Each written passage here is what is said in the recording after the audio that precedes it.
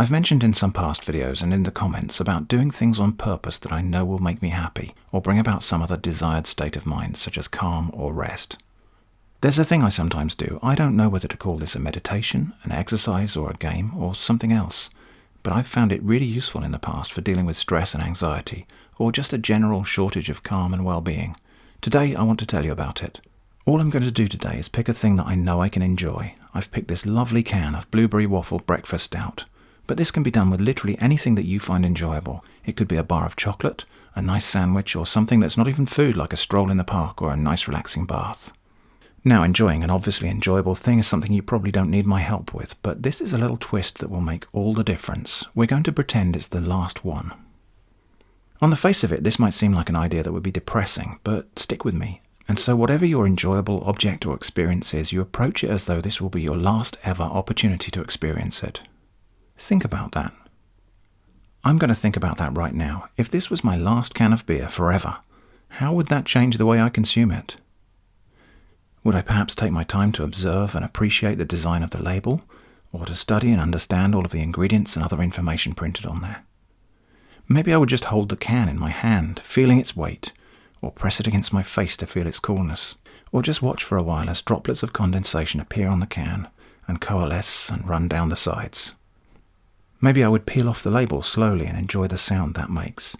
Then look at the shiny polished metal surface underneath, admiring the way it catches the light.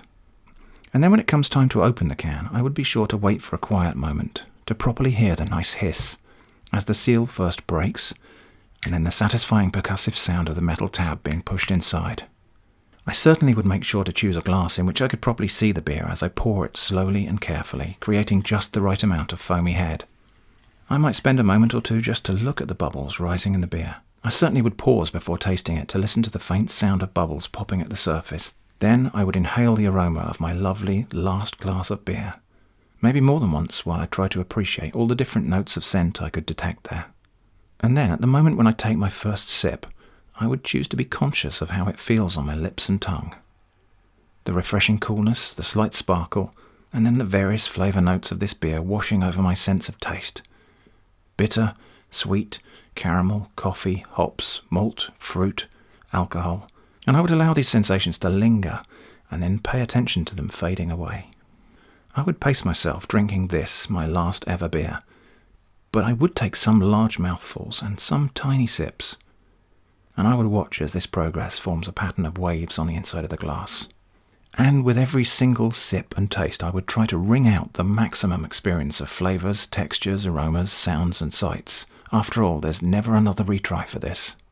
And as the glass became close to empty, amid the slight melancholy of knowing that this was the last ever time, I would still feel happy in the thought that I'd done complete justice to this experience. Now all of this might seem sappy and stupid, but with a little practice, it's possible to throw away your feelings of self-consciousness and really dive into it and pretend, even though you know it's just pretend, that this really is the last one, and that you're going to make the most of the experience. Okay, but what's the point? Well, there are actually several things going on here that can exert very significant positive effect on your mental well-being. Firstly, this is an exercise in pleasure. There is just the simple pleasure of enjoying a good thing. It's good to experience enjoyment. Your brain will be producing the good chemicals, which are not only part of the experience itself, but have positive and lasting effects on your physical and mental state, persisting after the exercise is finished. Nextly, this is an exercise in thought. There's something that happens to your conscious attention when you play this game. Your mind becomes completely saturated with the experience at hand. Basically, your whole head fills up with the task of experiencing this enjoyable thing, to the exclusion of all the thoughts and problems that might have been troubling you before you started.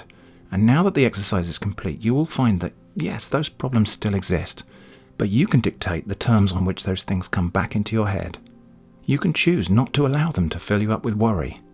You get to choose how you will think about your problems, and whilst of course not every problem can be solved, some sorts of problems can. Furthermore, this is an exercise in control. Whilst many of the thoughts and anxieties that we may bring at the start of this exercise relate to matters we cannot fully control, during the exercise we did experience absolute control over the entire experience. And that's not only mentally rewarding in ways we already discussed, but it also forms good practice for the skill of being more in control in general. And finally, this is an exercise in exerting choice. Whilst this experience could be nothing more than a lovely little holiday away from normal life, a reboot for the brain, and there's nothing actually wrong with that, it's something I deliberately chose to do because I knew in advance the outcome would be positive. We can't control every aspect of our circumstances, but we can exert control over our choices, and not just in the way we did today. This is just my personal opinion, but I believe that exerting choice or control in this trivial exercise is like proving to your own self that it can be done. And once you've proven to yourself that you can be in control and you can exert choice, the principle's transferable to more important choices that lead to more important outcomes.